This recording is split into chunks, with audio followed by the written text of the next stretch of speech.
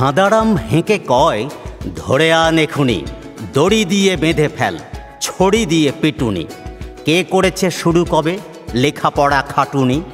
পশুরা তো পড়ে না কো, তাই বলে কি জানে না?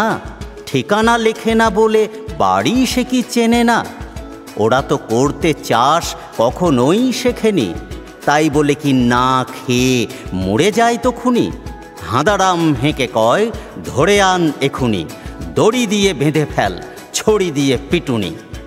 রোগ হলে কখনো কি ডাক্তার ডেকেছে, তাই বলে মাছ রাঙা সর্দিতে মরেছে? সিংহকে মাংস কি রেঁধে খেতে দেখেছ? আন্ত্রিকে মরে যেতে কখনো কি শুনেছ? হাঁদারাম হেঁকে কয়, ধরে আন এখুনি, দড়ি দিয়ে বেঁধে ফেল, ছড়ি দিয়ে পিটুনি। ময়ূর কি মাস্টার ডেকে নাচ শিখেছে? সুইমিং পুলে মাছ সাঁতার কি কেটেছে? বাঁদরকে লাফাতে কি মাঠেতেই দেখেছ? দোয়েল কখনো কি সারেগামা শিখেছে? এত শ্যাত জেনে বুঝে এখনো কি বলবে, লেখাপড়া না শিখিলে জীবনে কি করবে?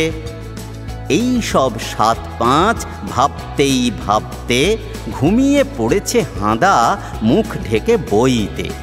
স্বপনে দেখছে হাঁদা বাবা এসে মারছে, চিৎকার করে শুধু প্রশ্নটা করছে, পশু আর মানুষে কি প্রভেদটা বোঝনি? পশু আর মানুষে কি প্রভেদটা বোঝনি?